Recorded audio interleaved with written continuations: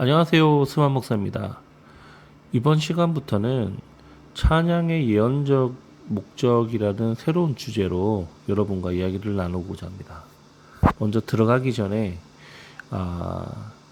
우리가 교회사를 돌아보면 하나님의 새로운 회복의 바람이 불 때마다 그곳에는 새로운 회중들이 부르는 새로운 찬양과 또한 그 새로운 형태의 예배가 회복되어지고 활성화되었던 것을 보게 됩니다. 예를 들면 마틴 루터로부터 시작된 그 종교개혁은 그 이후에 어떤 일이 있었죠? 수많은 오늘날 우리가 부르는 수많은 찬송가와 예배 가운데 악기를 동원하는 일들과 또 오직 말씀을 중심으로 선포되는 설교들로 교회 안의 예배 흐름을 카톨릭에서 바꿔놓았습니다.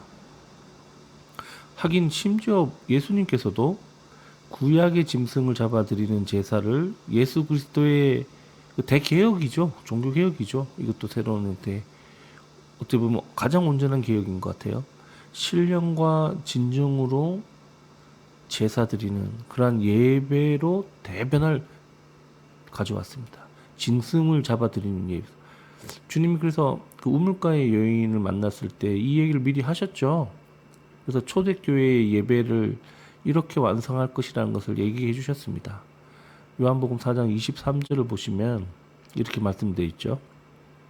아버지께 참되게 예배하는 자들은 영과 진리로 예배할 때가 오나니 곧 이때라. 아버지께서는 자기에게 이렇게 예배하는 자들을 찾으시느니라. 아멘. 자, 이렇게 예수님이 하신, 극단적으로 얘기하면 예수님의 사역은 어떻게 보면 예배의 대전환이었습니다. 예배라는 주제를 놓고 봤을 때 짐승을 잡아드리는 예배를 하나님의 신령과 진정으로 진리와 성령으로 예배드리는 그 초대교회의 예배로 주님은 예배를 바꾸셨죠. 종교개혁 이후에도 수많은 예배들이 그 이후에 새로운 무브먼트, 새로운 회복운동이 일어날 때마다 그 무브먼트 안에서는 새로운 예배의 형태가 일어났고 변화되었던 것을 보게 됩니다.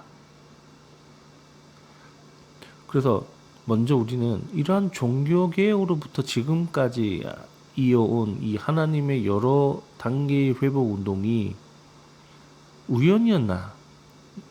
이것은 결코 우연이 아니었고 또한 그와 함께 회복되어진 새로운 예배의 형태는 결코 시대적인 유행이나 그 시대의 사람들의 취향에 맞춰서 변화되어 온 것이 아니라는 것에 대해서 오늘 먼저 이해했으면 좋겠습니다.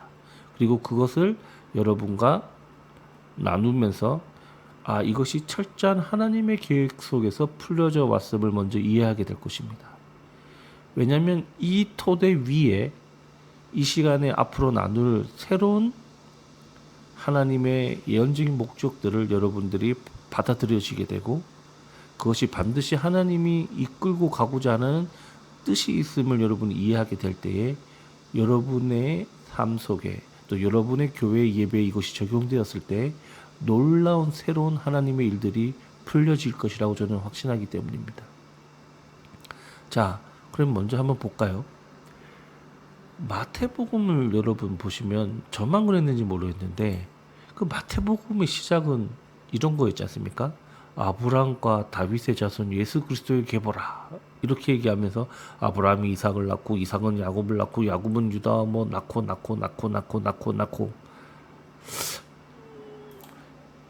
그래서 저는 그렇게 생겼습니다. 이분은 족보를 중요하게 여기셨나? 왜 이런 고리타분한 얘기를 이렇게 서신에 적었지?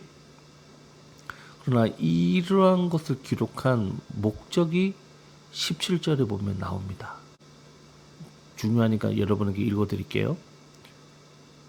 그런즉 모든 대수가 아브라함부터 다윗까지 14대요. 다윗부터 바벨론으로 사로잡혀 갈 때까지 14대요. 바벨론으로 사로잡혀 간 후부터 그리스도까지 14대더라. 아멘. 한 인간이 결혼해서 아이를 낳고 하나님이 주신 축복을 따라 번영하고 또 후손을 낳고 낳는 일들이 한 개인의 선택이었는 것 같지만 여기 17절을 보니까 어떤 말씀이 있죠? 그 가운데 하나님은 아브라함에서부터 다윗까지 14대, 다윗에서 바벨론으로 포로 갈 때까지 14대, 바벨론에 사로잡혀 간 후부터 그리스도가 이 땅에 오신까지 그 14대라는 그분만이 정해놓은 이거 요즘 애들 말로는 라임이죠. 14대, 14대, 14대라는 그 부분의 특별한 역사를 통해서 이것은 우연이 아니었다는 것을 하나님은 이야기해주고 있습니다. 이와 같은 눈으로 여러분 종교개혁을 마틴 루터를 비롯해 일어났던 이 땅에 일어난 종교개혁을 여러분 들여다보면요 놀라운 공통점이 발견됩니다. 여러분 예수님이 탄생한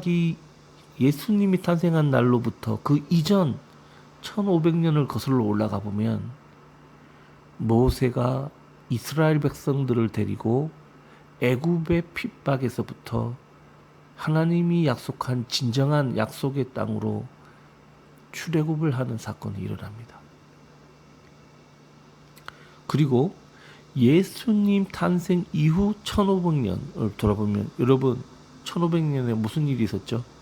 종교개혁이라는 놀라운 그 종교의 암흑기, 애국과 같은 썩어빠진 종교의 영에 갇힌 교회를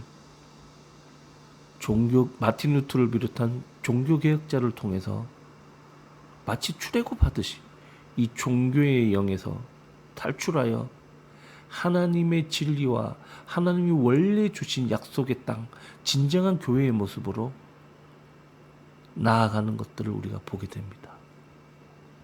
이 출애굽 과정과 같이 종교개혁 이후에 일어난 그 새로운 무브먼트를 여러분 돌아보면요.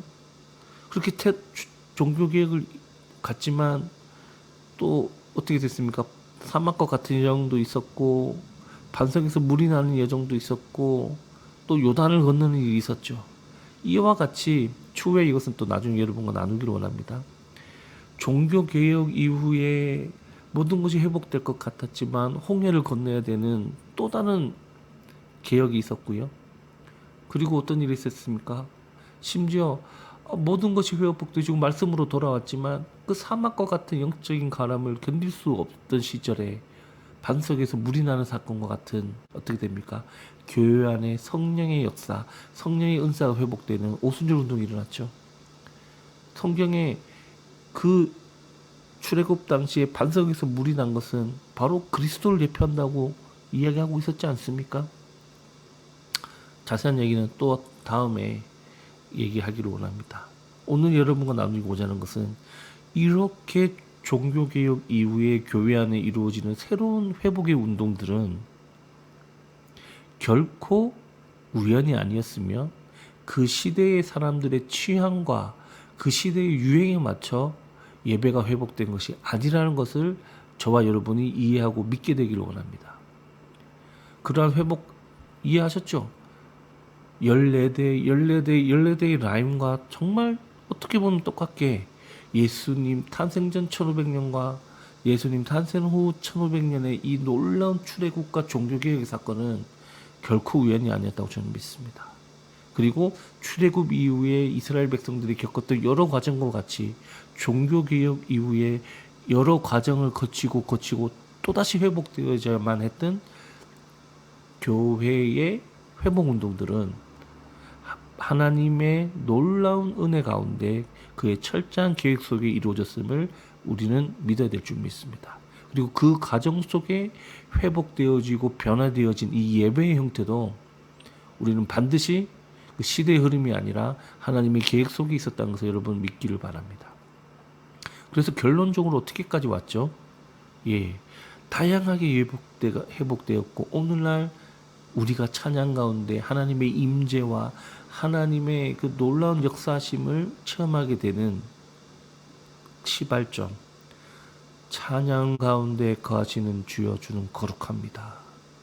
그분이 찬양 가운데 그의 임재를 나타내시는 진리가 회복되었고, 오늘날 우리는 우리의 찬양 가운데 임재하시는, 기름 부어주시는 그분의 은혜를 사모하며 많은 이들이 그 예배 가운데로 들어가고 있습니다. 찬양의 연적 목적들이라는 이 주제로 나누는 여러분과의 이 시리즈는 이제 이 과정으로 들어갔으나 여전히 모든 예배 때마다 이러한 은혜를 체험하지 못하거나 이러한 예배를 체험하고자 노력함에도 불구하고 어느 집회에 갔더니 그 집회는 놀라운 임재가 임했는데 왜 우리 교회는 안 되지? 악기 실력이 부족한 건가? 아닙니다. 여기에는 우리가 회복해야 되고 우리가 스스로 일어나야 할 하나님의 진리가 있고 하나님이 제시한 방법이 있다는 것을 여러분에게 제시하고자 합니다. 앞으로 이것에 관해서 여러분과 나눌 것이고, 이것에 대해서 여러분이 듣고 믿어 시행할 때에 여러분의 삶과 여러분의 개인 예배와 심지어 여러분의 교회에 이것이 적용되어질 때에 그 교회에 놀라운 하나님의 새로운 출발이 있을 것을 예수의 이름으로 선포하며 풀어놓습니다. 아멘.